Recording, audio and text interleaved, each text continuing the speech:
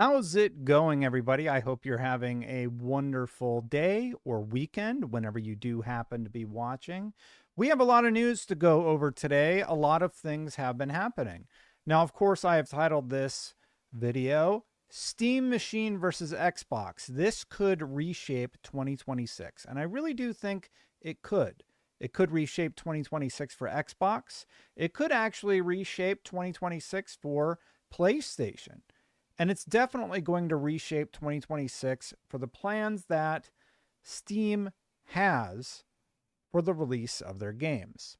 Before we get into all of that, though, I do want to talk a little bit about the fact that it is 24 years of Xbox starting this weekend. Congratulations to Xbox for launching their console and entering the console market at a time when it sounds like another person has announced that they will be entering the console market, namely that person being Valve, a box that people are calling the Gabe box. Now, Xbox has been talking for a long time about the fact that their next console is going to utilize some interesting technology. There are rumors that it will be incredibly powerful. There are rumors that they're going to drop subscription services required to access online components of games. There have been rumors that it will be a PC console hybrid, something that people mocked and made fun of for a long, long time. And then Valve's Steam Machine came out, and it made sense to everybody. This is something that I've been talking about for years. The Steam Machine is the future for Xbox, and they just beat Xbox to the punch. Let's talk about it a little bit. Valve's Steam Machine, from their official website, says the following: your games on the big screen. Powerful PC gaming made easy in a small and mighty package. The thing about that is people have been modifying their PCs for years. This is something that I've been posting about on social media, saying if you really want the best next generation games, you should build a PC. And you can set it up using programs such as Bazite to actually turn on and just launch right into your gaming game of preference. All you have to do is you set it up and you launch into Valve's big picture mode, and then you're good to go. You can play. Now, there are some caveats to this. Some people have expressed concern with a few of the following things. So, number one, people have highlighted the fact that there is one challenge with this: anti-cheat. Anti-cheat isn't built into a lot of these games. So Destiny 2 likely won't run on this. Something like Battlefield 6 won't run on this. And I imagine other games are going to have to make some decisions about how they handle that when they launch their new products. In addition to that, the 8 gigabytes of VRAM is a notable miss for the console. Now, they are promising 4K 60 gaming. That's going to be tough to accomplish, as certified by people like Digital Foundry, as certified by many people in the industry. That's going to be tough to accomplish with 8 gigabytes of VRAM. The more that I've delved into the PC gaming market, the more that I've realized console gamers don't really get PC gaming, because PC gamers talk about, being able to play whatever they want, being able to play old games at whatever resolution that they want, easy to update in most cases. Sometimes there's some tinkering involved. Steam sort of addresses that challenge. Steam is very easy to understand for anybody. You turn it on and it works. That is something that Microsoft and Windows has not been able to accomplish. There has been the Steam Deck, which works quite well, plugging into your TV and just going. There was the ROG Xbox Ally X, which I very much liked, but they need to hide Windows. Windows is something that gamers don't want to see when they boot up their device. Some do, some who want to mod their Steam Deck to have Windows so that they can play those games like Battlefield or Destiny 2, for example, with anti-cheat. They'll modify their Steam machine. They'll modify their whatever console they happen to have, so that it'll run Windows and so that they can play their games. And I see people shrugging this thing off. The thing is, 4K 60, if you're in the PC ecosphere, you know darn well that they mean 4K upscaled to 60 frames per second using FSR. They're using technology to get there. They're not just going to get there organically. They're going to launch it and upgrade the game from probably a 1080p base up to that 4K 60. Will it actually hit it? I don't know. Probably not. It's probably not going to run at native 4K 60, but the gaming community is very forgiving about native resolution. It's very forgiving about most things in regards to gaming. Apologies. I have to take care of something really quick. I was in presenter mode. I need to snap out of it for a second. Thanks for watching, everybody. I will edit that out in post. Got to remove something really quick.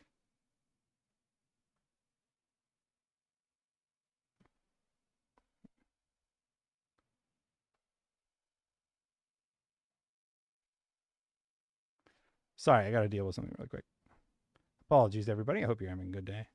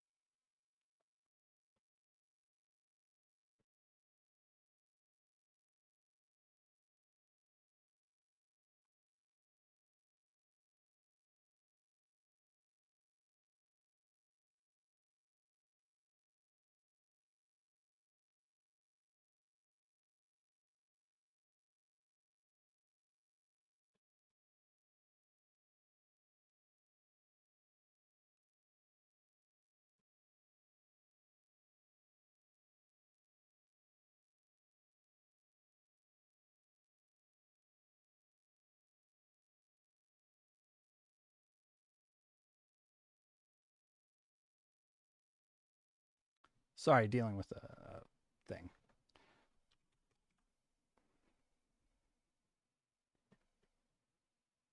One second, please hold. Hi, everybody. If you're just joining, we were just talking about the Valve Steam box, and I was doing my presentation. And then I had to deal with something really quick. Just give me a moment, please.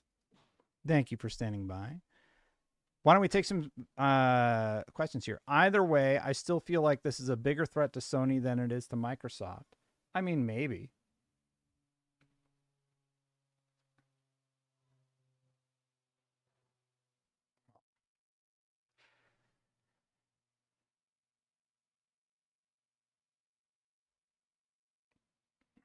Well, it's what it is, I guess.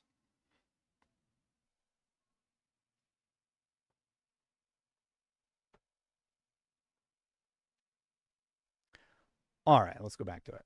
Where were we?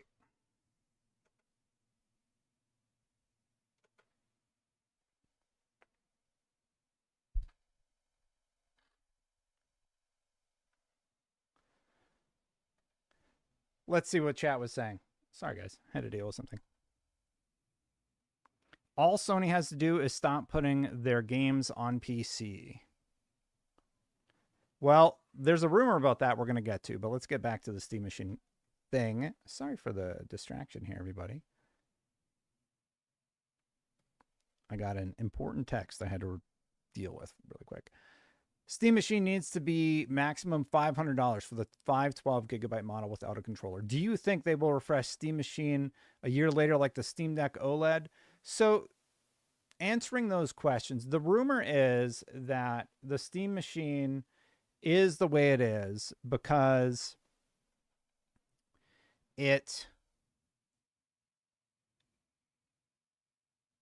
Valve acquired a bunch of cards that had the limitations that it has, and they're trying to just get through that inventory, I think.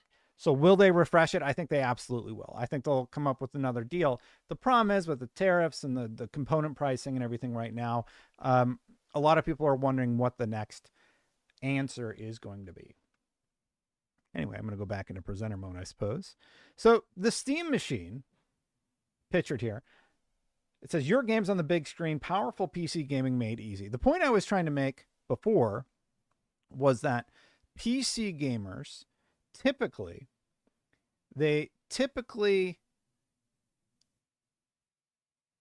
understand that a game's being upscaled or it's utilizing FSR or NVIDIA DLSS or something like that.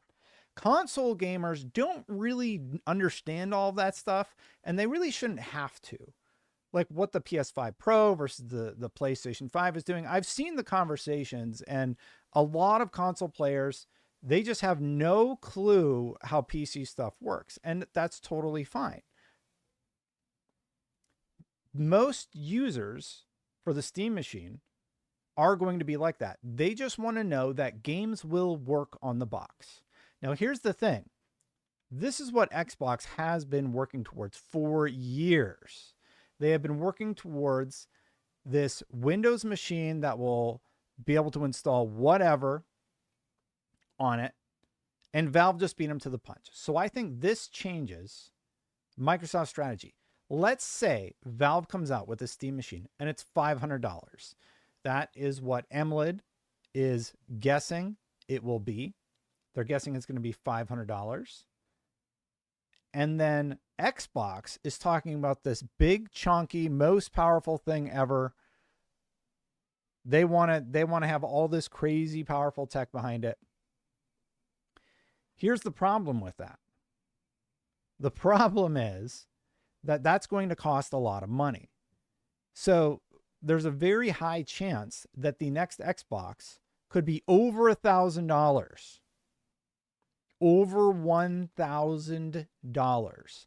Think about that. You're going to have an option to get a Steam machine for $500 on the low end, on the low SKU. And I think $499 would be a really smart price point. It's about the same as the Mario Kart Switch 2 bundle, right? For $499. You get your Steam machine. It'll come with a controller. It'll come with the box and basically everything that you need to get in easy. And then there'll be upgradable models. It seems like it's very easy to upgrade yourself, so you'll be able to do that if you choose to. If the Steam machine is even $599, I think it's okay. But if the Xbox console, the Magnus console, is more than that, that puts them in a very, very dangerous position. Puts them in a very dangerous spot. Because the consumer, and here's the really interesting thing. We'll talk about it later with PlayStation. Even PlayStation hinted at the idea of extending their console generation for the PlayStation 5 because people don't need to upgrade right now. Video games have hit this point where the next console generation or the next iteration of video games, whatever they're going to be, they're not going to be vastly different from what we've experienced in this generation. I would argue that has largely been true since the PS4 launched God of War. If you look at God of War on the PS4, it is basically a 1080p version of the God of War that launched on PlayStation 5. And the God of War that launches on PlayStation 6, I mean, it'll probably look better, but it's not going to be so mind-boggling. It's not going to be like so crazy that your mind can't comprehend how much better it looks, right? Graphics hit a ceiling, and that is a big problem for console manufacturers because the Steam machine can come in, launch with this lower power SKU, but if it can run games, who cares? That's the crazy thing. So optimization has become key. And honestly, I think PlayStation should ride out the PlayStation 5 console generation for 2, maybe 3 more years. The PS6 should be a performance boost more than anything, just like the Switch to Switch 2 was. The Switch Nintendo was able to ride that train until basically the wheels fell off the wagon. And that's what console manufacturers need to do. They need to make sure that their consoles last as long as possible. Because let's be honest, if you've been messing around with the PlayStation Portal, which I could talk about in a little bit, because I actually bought one, I've been playing it. I wouldn't have said this a few years ago. I thought it was further off, but cloud is the future. This is a cloud gaming machine. And Xbox has this tech too, right? But I mean, it's slick. It works. And now you don't need a PlayStation 5 to use it. And I've been using this a lot. And it's great. Right here, I have access to all my games. I know it's a little bright. How do I change that? I have access to all my games easily on the front page of the Steam Deck. It's very easy to access. It's very easy to play whatever you want. And it's a really, really slick little device if you have a good internet connection. Now, I know your experience will vary because you are streaming from the cloud, but I have been very impressed with this. Expect a full video in the near future. Some super chats here. I don't get the love for a 8 gig GPU machine. Where's the $500 number even coming from?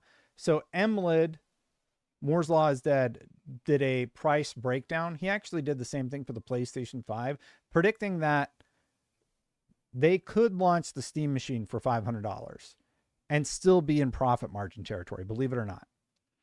And they could do the same thing for the PlayStation 5. So that's where that number is coming from, if you were wondering. Now, their big advertising push, if you're curious what this thing looks like, your Steam library in more places. With over 6 times the horsepower of Steam Deck, Steam Machine has the power to play your whole Steam library, including your favorite AAA titles. Just sign in with your Steam account, and your entire library is there. Core features that define Steam Machine: Steam OS, an OS optimized for gaming, small form factor, put it under your TV. It's cool and quiet. Steam Machine keeps cool and runs whisper quiet even while running the most demanding games. I/O for days. Ready for all the peripherals and monitors you can throw at it. 1 gigabit Ethernet, DisplayPort 1.4, HDMI 2.0, 1 USB-C, and 4 USB-A ports. But don't actually throw things at it as a joke. GPU and CPU, 4K gaming at 60 FPS with FSR. That's a big with requirement there. Semi-custom AMD desktop, class CPU and GPU. Storage available in 2 storage sizes, 512 and 2 terabyte. Both come with expandable storage via micro SD. Connectivity, 2x2 Wi-Fi 6E plus Bluetooth, 5.3 dedicated. Antenna. Steam controller's wireless adapter is built right into Steam Machine for direct pairing. Power. No giant brick. Steam Machine's power supply is built right in. And there is a customizable LED strip. This is a nice little touch. Keep tabs on system status like download progress even when your screen is off. Customize it with different colors and animations or turn it off.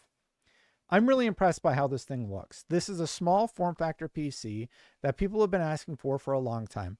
People don't want the headache of figuring out everything or having to solve complex problems with the PC. They just want to plug it in and have it work. Q says, pretty sure Valve told Gamer Nexus it will cost around the same as competitors. Well, you can get a PlayStation 5 in Japan right now for $350. So maybe it'll be even less. Nick says the last time their graphical leap was the 360 and PS3. You're right. I would argue PS3 to PS4, that is the last time we saw a substantial graphical leap. It's very clear 8K isn't going to be adapted anytime soon. 4K is more than enough for picture quality in the house. And if anything, I would argue that as humans, we're going to phone resolution. So if it looks good on your phone, who cares about anything else for many things? Of course, when you're gaming in the living room, you want your games to look good. And I think this is going to be more than great for a vast majority of consumers. Look at the Xbox Series S. It's one of the top sellers for Xbox, not the X.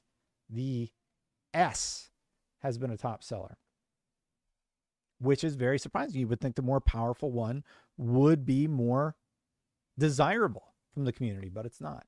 And it's a PC. Yes, Steam Machine is optimized for gaming, but it's still your PC. Install your own apps or even another operating system.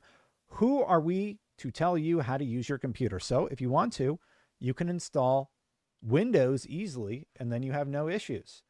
So if you want to have the ROG Xbox Ally X type experience, sure, just install that version of Windows onto this device and launch Xbox, or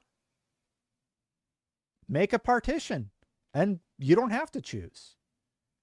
You want to be able to play Destiny and Battlefield on this thing? Okay.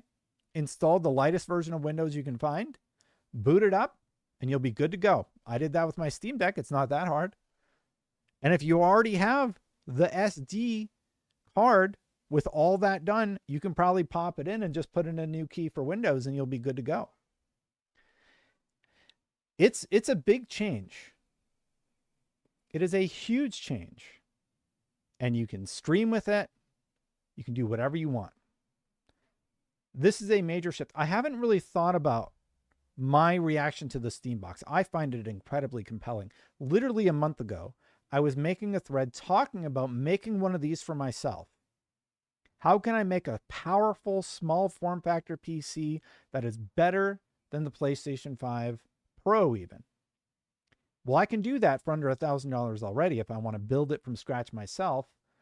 For most people who just want a game, though, this is more than going to suffice. And I think this is going to be closer to probably not the Series S, probably a little bit better than that, but it is going to be throttled a bit. It's not going to beat the PS5 Pro, but it's going to be what we call in the biz good enough. I think for most gamers, this is going to be more than enough for what they need out of their games on a day-to-day basis. Of course, it does have the 8 GB of VRAM limitation. I think that does cause some bottlenecks that they're going to have to deal with, but I think for the most part, it is a little crazy. And it is a little crazy that they're going to be entering really the console market. Now, a lot of people are saying, oh, you know, it's not the console market, it's different. I disagree. I think we all know who they're targeting. They are targeting the console market. You want a good entry point. This is going to be a great entry point. And if you get into their ecosystem, it's just like PlayStation or Xbox. They're going to make money. So now more competition is a good thing. Comes with the Steam controller, the Steam machine, and the Steam frame. So all of that is new hardware coming. Very, very interesting stuff. Volume is super low on your mic. Is my volume super low on my mic, everybody, or is it good? Turn up a little bit. Maybe my mic's loose or something. Is that accurate? Is that better? Like, I didn't change anything. It's just a mini PC. Yeah, it is just a mini PC. And that's what a lot of people have been asking for years. They've been asking for a very easy to install mini PC. Here's the Steam frame, Steam controller, and Steam machine. This was moments before it was announced. Not entirely. Oh, this was Christopher Dring's response. I was a little surprised by this. Not entirely sure who the main audience for Steam machine is. I think there's really a very small audience for this, which is, of course, fine.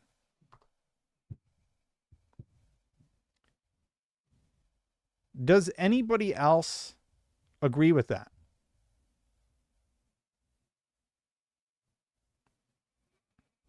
Does anybody else think that there's not really a market for this? I would argue there's a pretty strong market for it. I did put out a poll, and granted, this is a sample size. Most people said they wouldn't get one. So here we go. 4,948 votes. Yes, 42.7%. No, 57.3%. So out of about 5,000 votes, 2,200 people said they would still get one. So let's say they take half of the Xbox market. That's nothing to scoff at. It's still 15, 20 million units in its lifetime. And this is version 1.0. Remember? Version 1.0. So I think it will be smaller. Like, I don't think they're going to come out swinging against the PlayStation 5 or anything in this 80 million plus units. But I think they could give Xbox a run for their money easy. Synth Potato posted the following. If the Steam machine is a $400 to $500 device that can run all Steam games, is easily moddable, and has genuinely great specs with free online multiplayer, we might be looking at a new legitimate competitor in the gaming market, especially if it launches with Half-Life 3. So here's the extra part that has been rumored. The rumor has been, and this is new, that Half-Life 3 is going to be announced in 2025. This is from 2 days ago, apparently. Gabe Follower confirms no change in plans and announcing Half-Life in 2025. According to my info from the last year, nothing changed. They're still aiming for 2025 announcement. Half-Life 3, I know it's an ongoing meme and a joke, but there is a real possibility that they could be tying Half-Life 3 to the launch of this device. That would be huge. Game Awards Half-Life 3 announcement. Maybe. That's what somebody just put in chat. Q said, it makes no sense. It's an average PC, and most people who would buy this definitely have a better rig. We're not talking about consoles, Q said. Pretty sure Valve told Gamer Nexus it will cost around the same as competitors. So covering off on your last few posts, Q. I think it makes sense. There is an audience for this if they package it right. You go into Costco, there's no Xboxes, there's the PlayStation, and then there's this little box that runs a large majority of the PlayStation library on it, and all of the Xbox library, is at least the modern games, except Halo 5, of course. It is a very easy entry point. Now, I get maybe it's not for you. That's totally fine. But to think that there's no market for this, I think that's short-sighted. Phil Spencer said, gaming moves forward when players and developers have more ways to play and create, especially across open platforms. Expanding access across PC, console, and handheld devices reflects a future built on choice, core values that have guided Xbox's vision from the start. As one of the largest publishers on Steam, we welcome new options for players to access games everywhere. Congrats on today's announce. Now, that's what Phil Spencer said.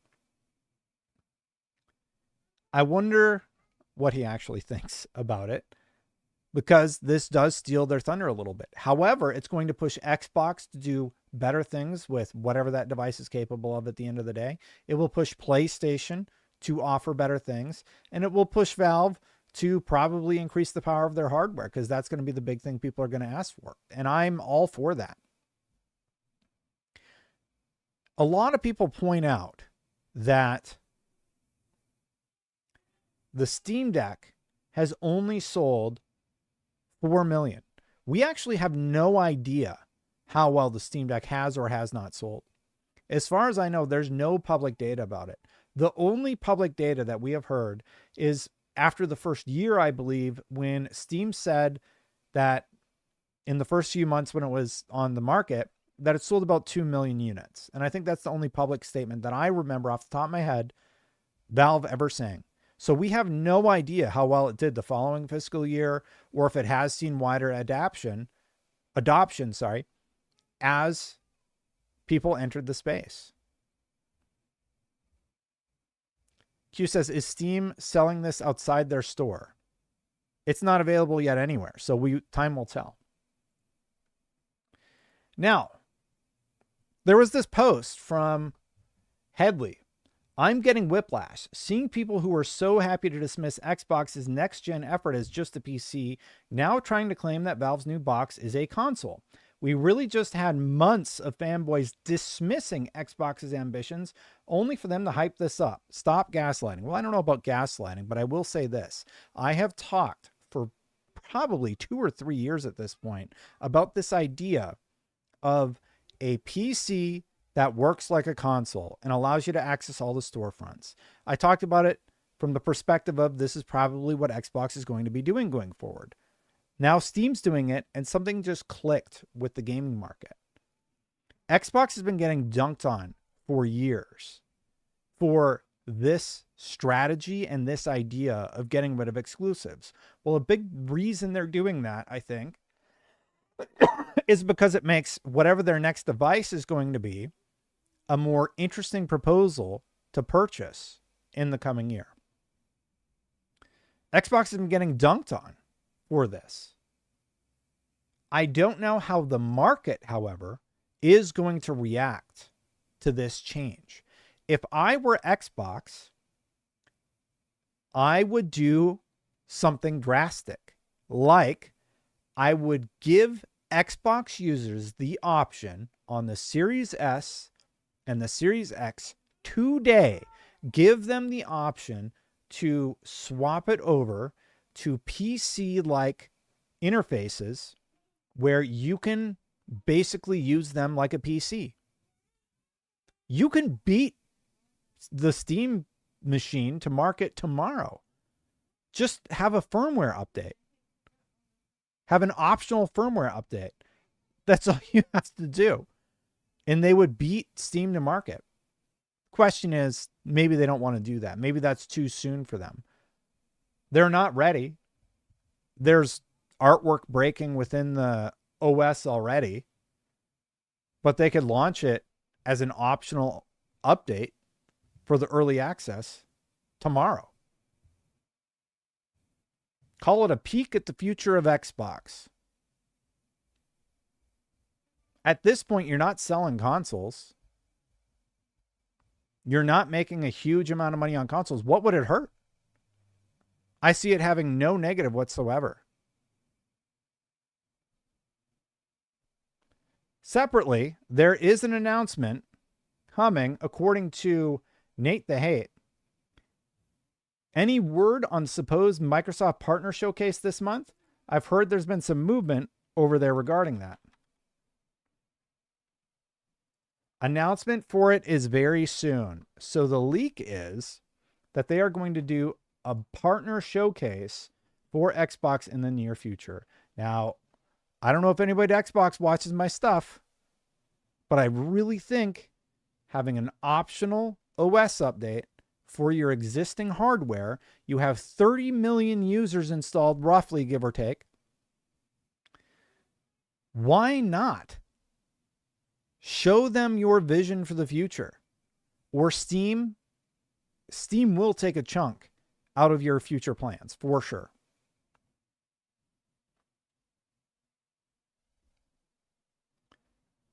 On other Xbox news, they do own Fallout. And the Fallout Season 2 trailer with Lucy and the Ghoul was released in the last week, so congratulations on that. Be sure you check that out online.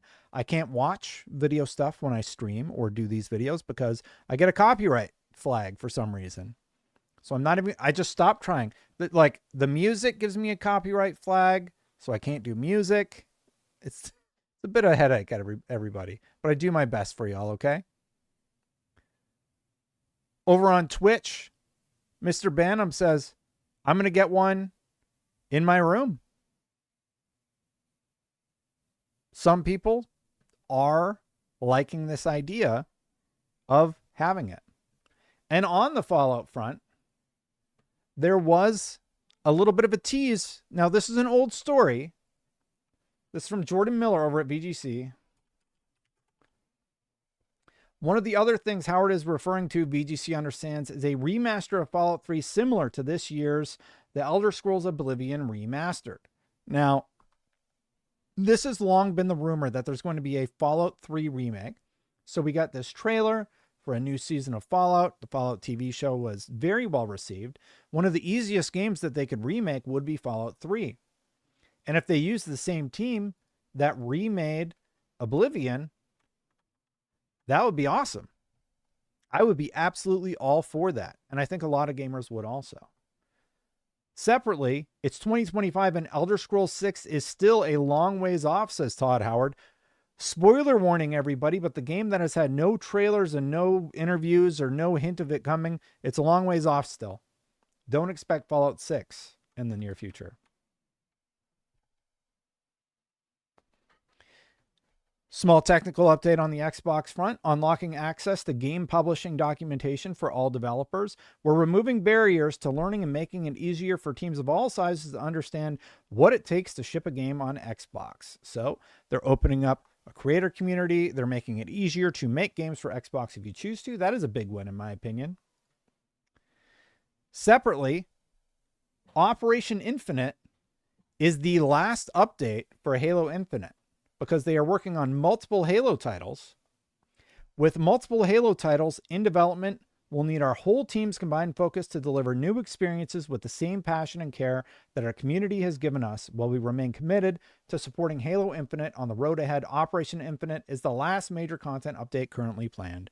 So multiple Halo games in development.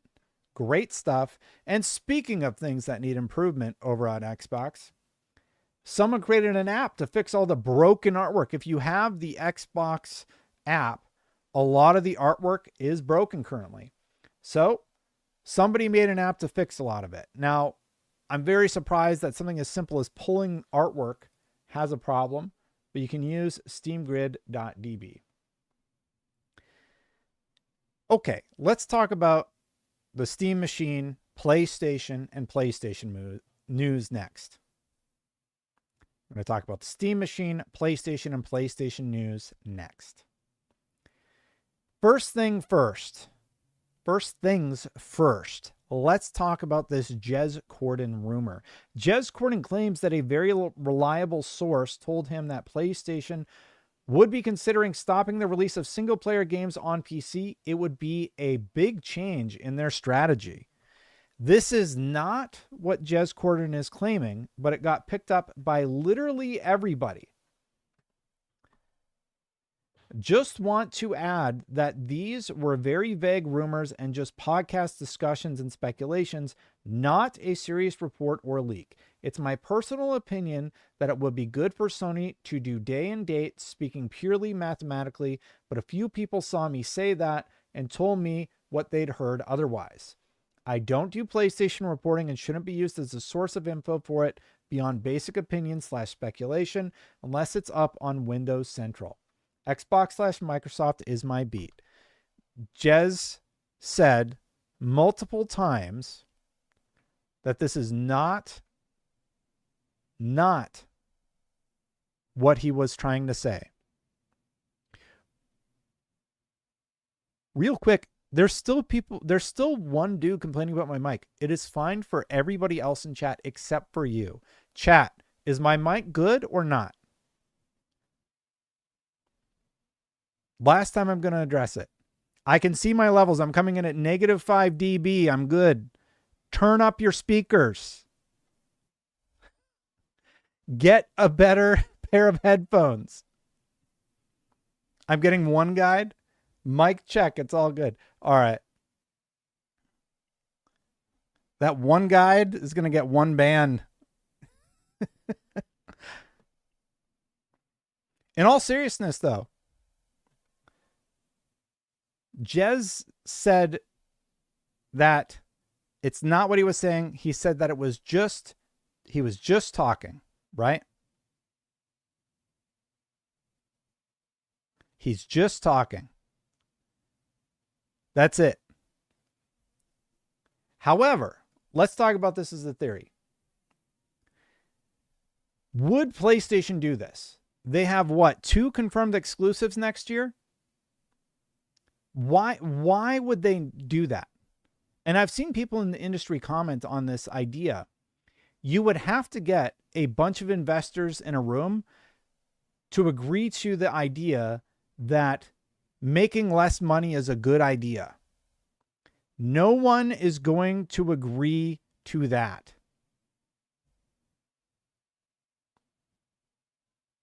No one is going to agree to making less money. Hey, chat, I got a crazy idea for you.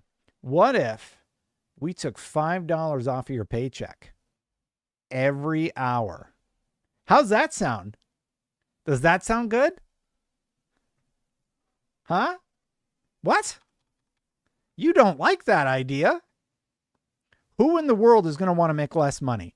You would have to make a proposal that somehow says, hey, taking your single player experiences off of PC entirely is a good idea. Who is going to, also, you're going to lose money. So you're going to lose $5 an hour on every paycheck, because the way that they would calculate game costs would be per hour spent on it, right? Or per year, maybe. Well, per year, you're going to lose this much on your investment. It's not going to happen. They're going to keep releasing them on PC. This just sounds wild to me. Hiroki Totoki and Herman Hulst has said there's no indication that they're going to change anything. They've said that on their earnings calls.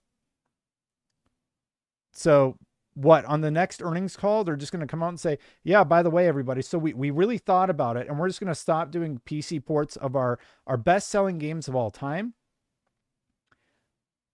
and you're going to make less money because of that. No, it's just not going to happen. It's just not going to happen. Speaking of hardware, though, they're seeing this update for the Steam Deck has been phenomenal. It's been very, very positive for them. Sony senior manager overseeing the PlayStation Portal says the handheld is now the most widely used device for the PlayStation 5 remote play, surpassing PC, PS4, PS5, and mobile. So people who own a PlayStation 5 are remote playing with this device. And I'm telling you, I'm playing not shooters, but like most of the games that you would play on the PlayStation Portal on this guy that I brought up earlier. They run great. They run really, really great. The streaming is great. Oh yeah, I was playing Final Fantasy VII Remake. That's the one I was playing a bunch of. And I'm playing Spider-Man. And you can, this is cloud streaming. This is all cloud streaming. Yes, I got PlayStation Plus to get it. Ironically, I'm playing Call of Duty right now. And because I got PlayStation Plus to play on this thing, and it's been a pretty positive experience so far, I ended up playing Call of Duty on my PlayStation because I canceled Game Pass. And on the Series X, you need Game Pass to play co-op campaign. You can play the Call of Duty campaign offline, but I found that kind of funny that I ended up playing on PlayStation. And if Xbox doesn't solve challenges like that, they're just going to have a bad time. Anyway, I found that a little bit funny. Another funny thing is the fact that there's this talk, PlayStation's not going to release their PC games at all anymore. They're single player PC games. Multiplayer day and date, of course. Single player, not day and date. How about on the PlayStation at all? Because they just announced Horizon Steel Frontiers. This is the MMORPG that has been rumored forever. Well, guess what? It's coming to iOS and Android. It's playable on PC. It is not on the PlayStation console. My reaction to this is, why in the world would you not release this on PlayStation? You have Genshin Impact, one of the top games on PlayStation, or at least it was in its heyday, which is a mobile game. And this looks better than that game, in my opinion. But you're not going to release it for some reason. If you're watching video, this is the trailer that they released. The game looks awesome. It's a Horizon game. It's set in the Horizon universe as far as I know. Gameplay is looking pretty strong. It's very clear that gamers aren't worried too much about graphical fidelity at this point. If you can match Genshin Impact, you're going to be golden. It could be a dev decision. The devs work for PlayStation, though. PlayStation could have put in a requirement to release on both platforms. This is in development by NCSoft in collaboration with Guerrilla Games. And surprisingly, it's not the only game that was announced. There was also a new Ratchet and Clank game announced, also for mobile. So we're going to get a new Ratchet and Clank game and a new Horizon game. You know what? JV said Light of Motorom looks better. I actually think Light of Motorom looks pretty cool. I hope they can sort out their legal differences so that we get both. Because if you actually watch the gameplay, it looks pretty good. The gameplay does. And then I made a comment that kind of got a little bit of traction. PlayStation revealed a PC monitor. I found this sort of interesting. They revealed a PlayStation branded PC monitor. Now, Sony's made monitors, but this is specifically a PlayStation branded monitor. I don't think they've done this, as far as I know, since the virtual reality thing or the 3D thing that they did back in the PS3, PS4 era. I think this is very smart, but to me, this signals that they're targeting PC gamers. They want PC gamers to have a buy-in, and that's why they're making all this PC stuff. They have a PC monitor, they have PC speakers, and I made a joke saying, when's the official PlayStation keyboard and mouse? I think that they will continue releasing on PC. That's my personal opinion. And I think it's going to keep coming. This thing is no joke either. It has a 240 hertz refresh rate. If you're looking for a gaming monitor and you can find something that does 144 hertz, ideally 1440p, 144 hertz, it's sort of the sweet spot. Anything above that, it has diminishing returns. But if you can at least hit that, great. PlayStation releasing a QHD 240 hertz HDR monitor. It's not a joke. This is a good monitor. Like on paper, this looks great. It even has like the dock for your controller. It's cool. But I do have to ask the question, are they targeting PC gamers? They have PC speakers now. They have a PC monitor. How much is the monitor? I think they're getting into that space in the peripheral sense anyway.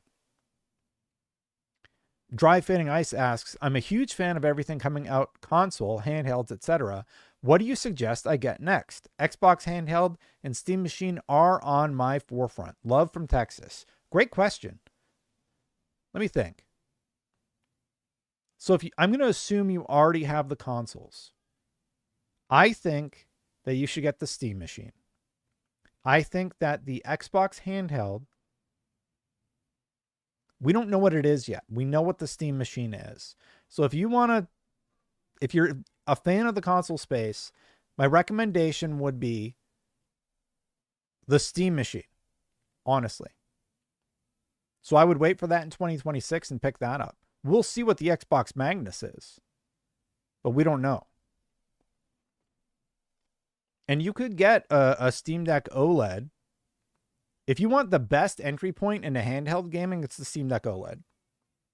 And then like the next one is the $1,000 ROG Xbox Ally X, but it's almost twice the price. PlayStation Portal is great if you don't mind cloud streaming. I've had a good experience with it, but some people haven't. But I swear to you, the Portal's way better than I thought it would be. It's way better than it has any right to be. I want to make a whole separate video about it, but I've been a big naysayer of the PlayStation Portal. It is great. I am pleasantly surprised with this thing. So if you don't have a Portal yet, actually, Dry Fading Ice, and you have a PlayStation, this thing's like $200. There is absolutely going to be a sale on this thing for Black Friday. So get it for like $150 or whatever it goes on sale for. There's rumors, we're on the PlayStation corner right now. There's rumors that they're going to drop the price of consoles for the holidays. So keep an eye out for that one too. But anyway, that's my thought on what you should get next. Great question. Thank you for asking. There was the big there was the big PlayStation earnings call not that long ago. Here were some of my key takeaways. They talked about raising the price of game contents. They're not going to. They want 90 million consoles sold by the end of 2025, PlayStation 5 consoles. There is no way that they miss that target. I don't know how they could possibly miss hitting 90 million sold. I don't think it's possible. They see Wolverine and Marathon as big games for 2025/2026. No comments on raising game content prices. As we've seen from Xbox, going to that $80 price point, it doesn't do you any favors. I don't think that's going to happen in the near future. People can play too many things for free. There's too much competition in the market. They're not going to raise their game prices. Marathon, they said during the call that it would be 2025. I believe they mean fiscal year 2025. There has been no announcement of a delay or anything else. So I think Marathon will launch in 2025. And I think Wolverine's going to be a mega blockbuster for them. I'm calling it right now. Wolverine is going to blow everything out of the water. I don't know about Spider-Man, but I think it's going to be a top seller for them in 2026. On future strategy, they did talk about extending the PlayStation life cycle. I thought that was interesting. The exact quote: there are many active users enjoying the console. So from that perspective, we believe that the PS5 is only in the middle of the journey, and we are really planning to expand it even further. So to me, I hear that as they are going to extend the console life cycle, and I agree with that strategy. Xbox got out of the console cycle because they weren't selling consoles. PlayStation's talking about extending it. And I think if they extend it, they will beat the PlayStation 4 by the end of the console life cycle. No doubt in my mind. They're so close already. They've been exactly 2.1 million units apart for so long. And I think they continue to be there.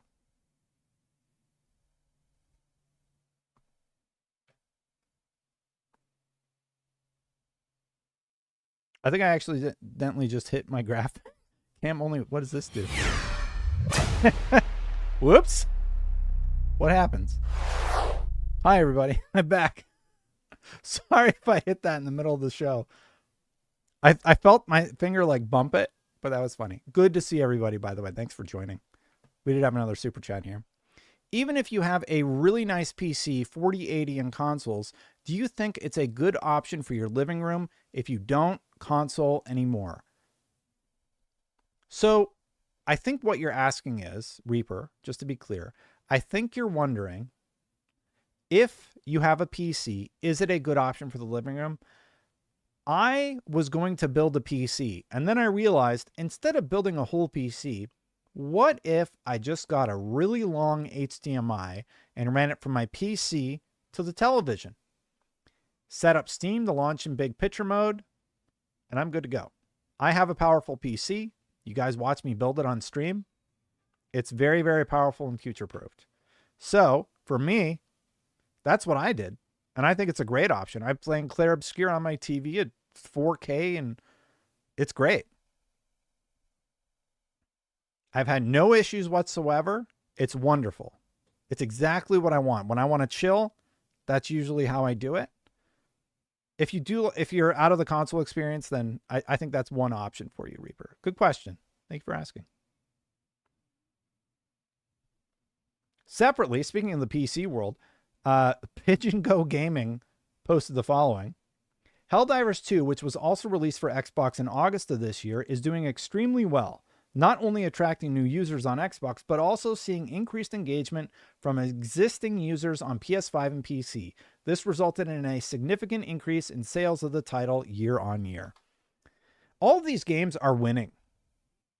All of these games are winning for PlayStation, including the ones that release on Xbox. However, there was one sour night in the whole presentation. Destiny 2 falls short of Sony's expectations after Bungie acquisition. Firm also provides update on Marathon launch window. CFO says it is fully dedicated to launching the title as scheduled. Destiny and Bungie made PlayStation have to do the following. Account for a $214 million loss or adjustment. I can't remember the specific terms that they used, but it wasn't good. They had to make an adjustment, and they put that adjustment at Bungie's feet. And their big bet is Marathon. I don't know how Bungie bounces back. They've lost so much talent over the last year. Everybody got their paydays and they bounced. Not everybody, but a majority of the staff. And I think that's going to be tough for them to come back from. I honestly don't know how they come back from that level of people leaving.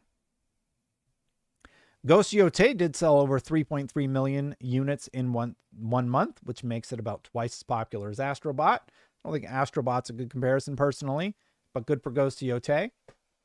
Good numbers.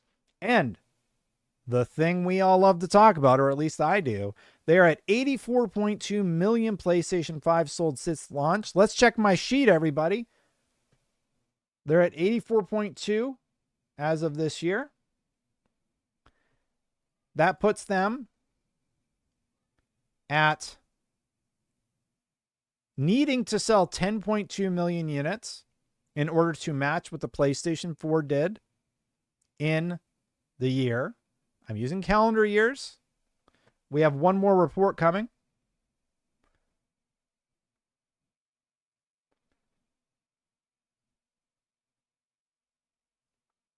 They're at 84.2 in 2025 so far. Their final was 94.4. That leaves them at a current gap of 10.2 million.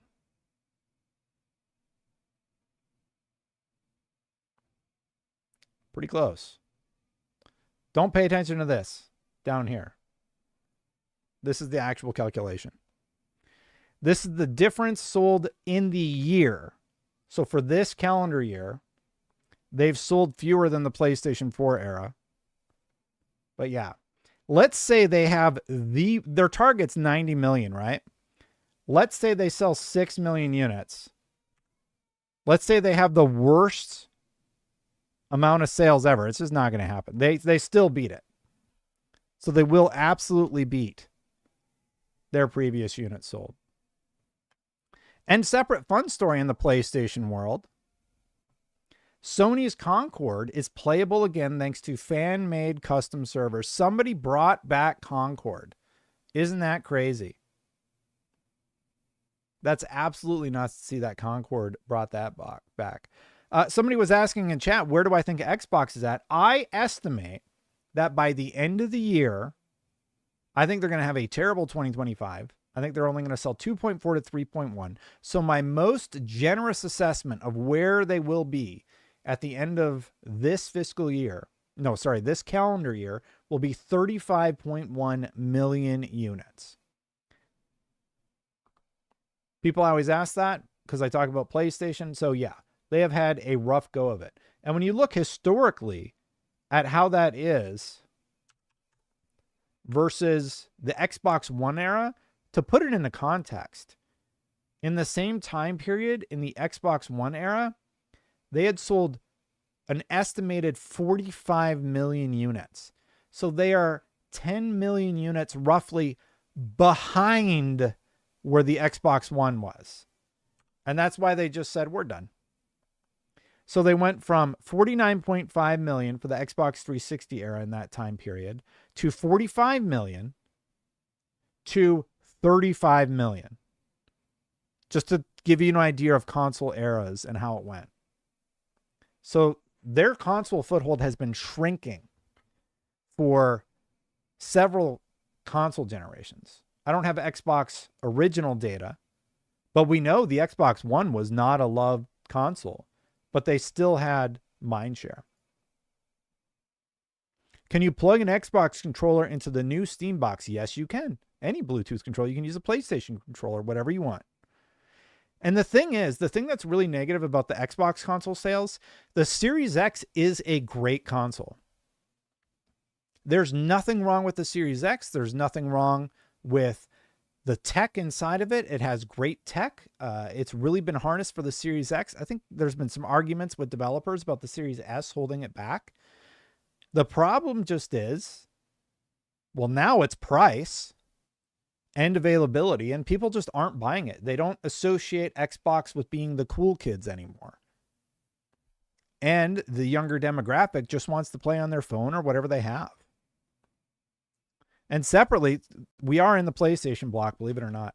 PlayStation announced a $350 or $355 US dollar PlayStation 5 for Japan only. So if you live in Japan and you want to get a PlayStation 5, you get a killer deal on it right now.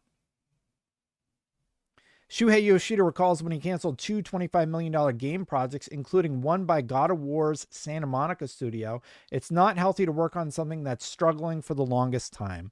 So his philosophy was that if you've been struggling on a project, sometimes it's time to let it go. Don't let the team burn out on it. That's what should happen with Redfall, in my opinion.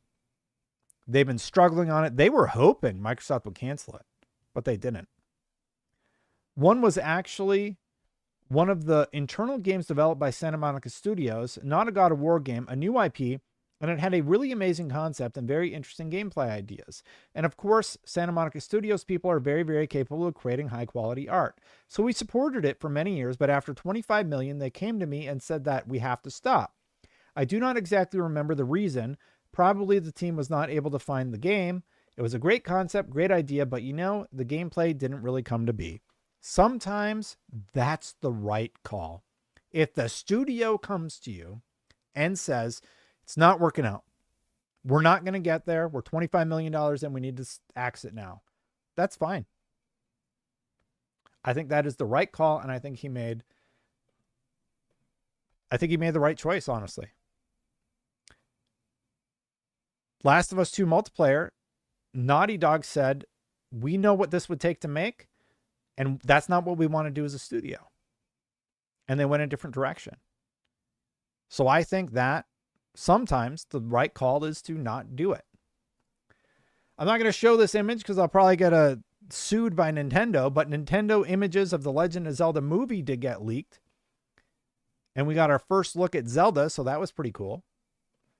Nintendo was very litigious, so I can't even show you the trailer for Super Mario Galaxy movie. But apparently that was looking pretty good. There was a new trailer for Metroid released, and everybody is freaking out because, why are they freaking out? Because one of the characters is kind of annoying. So, kind of funny. I don't think it's that big of a deal, but there has been a lot of comments about this new Metroid game and a new character in the Metroid game being kind of annoying. Apparently there was a big preview event. I didn't think it was that big of a deal, and I imagine this is probably like a character that chimes in from time to time. Metroid has always done some cheeky things here and there. Here we go. Yeah, on November 14th, we'll just bring it up here, there was a trailer released for Metroid Prime 4 Beyond. I'm very excited about this game. I think Metroid Prime 4 is looking great so far. And I saw somebody play it. I did see somebody play it at, what was it? What was the event? At Gamescom when I was there. It's looking great. You can play it with basically a mouse, use the controller as a mouse, and the graphics are looking good. Nintendo was really smart, not pushing graphics as much as they were focused on gameplay. Some games suffered for that. We all have seen the Pokemon memes. But others, I think Metroid is going to come out at a really good time, and I think it's going to look really good. I'm very excited about this one. They've seen good success this year with the latest from Donkey Kong. I think the Donkey Kong game has been going quite well for them. And people have been enjoying Donkey Kong. Some people, it might be game of the year. That's the long and the short for Nintendo, though, not a ton of Nintendo news, but some big stuff. A new Metroid game, lots of previews for the Metroid game, including the fact that people found one of the characters annoying. And finally, last but not least, general industry news. Ubisoft postponed its earnings report and temporarily halted trading of its shares. Will publish and resume in the coming days. This may or may not mean a big announcement in terms of the company. I'm sure it's nothing, you guys. I'm sure it's all sunshine and rainbows over at Ubisoft. You know, the company that just let go of a bunch of people or had layoffs. I'm sure it's fine over there. I'm sure it's all going great. So that's coming. And big news. So if you watch this when it's live, I try and stream every Sunday. The Game Awards are about to drop their nominations. Who made the list? Tune in live noon, 9 a.m. Pacific tomorrow to find out. So on that front, touching on Ubisoft really quick, I think that there is a potential that they sold or something. Something has definitely shifted. There is a big notable change coming in the Ubisoft front. And on the Game Awards, I think it's going to be down to Silksong or Expedition 33. And I'm pretty far in Expedition 33, I think. I do want to finish that game before the end of the year. And I would like to finish Death Stranding 2. But I think I'm going to focus on my Call of Duty review. And I will focus on Expedition 33 after that, and also my impressions of the PlayStation Portal, which surprised me. All right, everybody, I think we're nearing the end of the stream, and I should go hang out with the family a little bit. Thanks for watching. That was a lot of fun. What are your thoughts on the Metroid Prime 4 stuff? I'm fine. I didn't get invited to the preview event. I don't really get invited out to Nintendo anything. I never have. That has always been somebody else's beat. But they sent me a code for Donkey Kong. I plan to play it.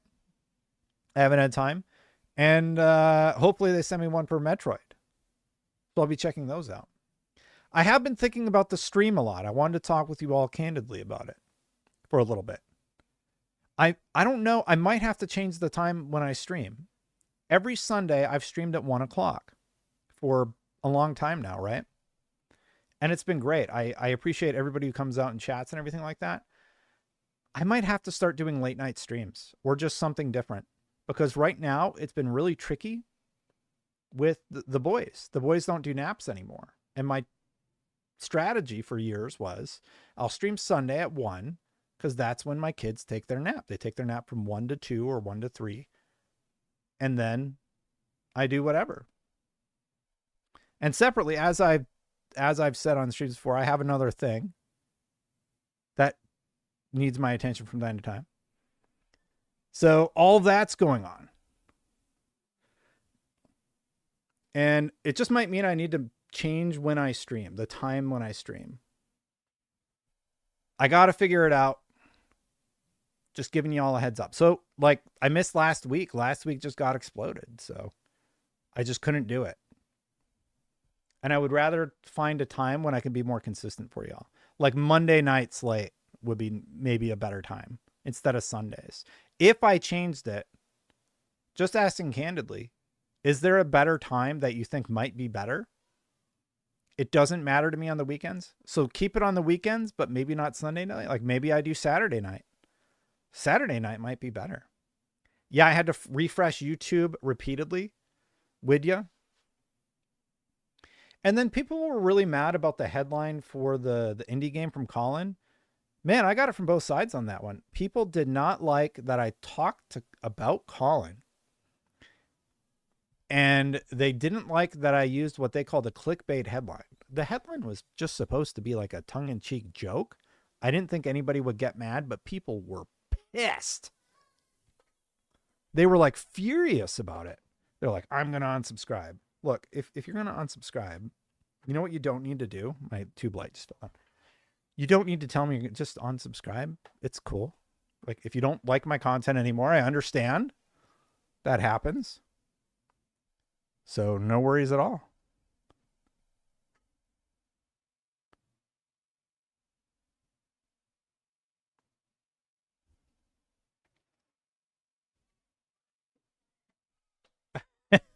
Yeah, it was a little bit. But seriously, so you guys don't care if I do it in the evenings? I might try the evenings. I'm just going to try and shift it. It's a bit of a bummer because, I felt like we had a good thing going. I was getting good traction when I was able to stream Sundays at 1. It's just been really hard. It's been hard to hit that time. So I'll have to figure it out. And the way I've been structuring the streams, I don't know if you've noticed with the stories, I did all the PlayStation stories. Then I did I always open with Xbox. Then we do PlayStation. Then we do Nintendo. And then general industry news. Like I didn't talk about Arc Raiders, etc. I'm Pacific time. So yeah.